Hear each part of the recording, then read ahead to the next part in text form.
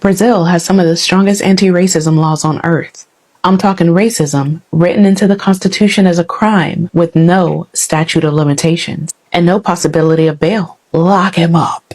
You can go to prison for it. You can't pay your way out of it. You can't just wait a few years and hope the case disappears. Brazil put racism in the same legal category as terrorism and torture. But here's the part that should make you stop. Brazil also has some of the worst anti-black violence in the Western Hemisphere. Both of these things are true at the same time. And the space between those two facts? Yeah, that's the whole story. Brazil was the largest slaveholding society in the Western Hemisphere. Somewhere between 4 and 5 million Africans were trafficked there. That's about 10 times the number brought to the U.S. And Brazil was the last country in the hemisphere to abolish slavery, more than 20 years after the United States. Then the abolition happened, and the government basically abandoned the people it had just freed.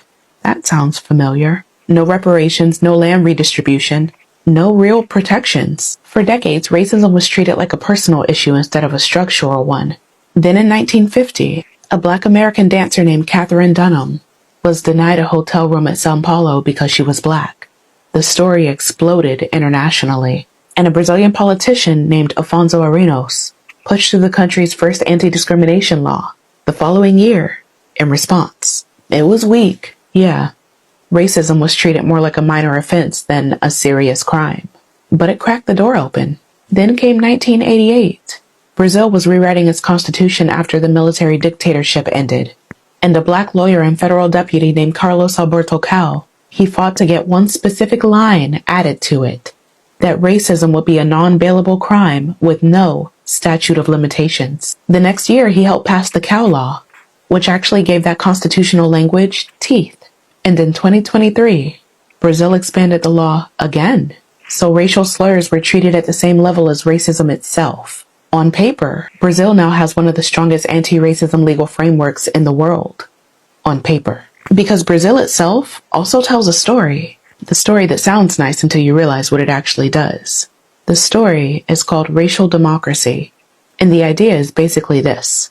Brazil mixed so much racially over hundreds of years that the country somehow moved beyond racism. That because Black, Indigenous, and European ancestry are also intertwined there, that racism isn't structurally a problem.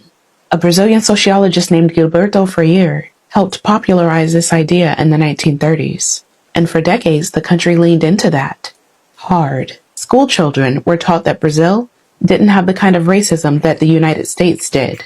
That racism there was isolated, it was rare, not systemic at all. And Black Brazilian activists spent generations trying to explain the problem with that logic. Because if a country convinces itself that racism barely exists, then every time a Black person says that they experience racism, they sound like the problem instead of the system. You get me? The myth didn't stop racism, it just made it harder to name. And if you can't name something clearly, then you can't fight it either. Because even with all these laws, Brazil still has staggering racial inequality. Black Brazilians are the majority of the population, and they still face higher poverty rates, lower wages, higher incarceration rates, and severe underrepresentation in politics and media. Brazilian police also kill more people than police in most any other country on earth. And the overwhelming majority of those killed, you guessed it, are Black. Now, here's the part that connects everything. For years, convictions under Brazil's anti-racism laws were actually rare. Not because racism was rare, but because enforcement was. Police often hesitated to file racism charges. Prosecutors hesitated to pursue them. Judges hesitated to apply the harshest penalties. So you had this strange contradiction, right?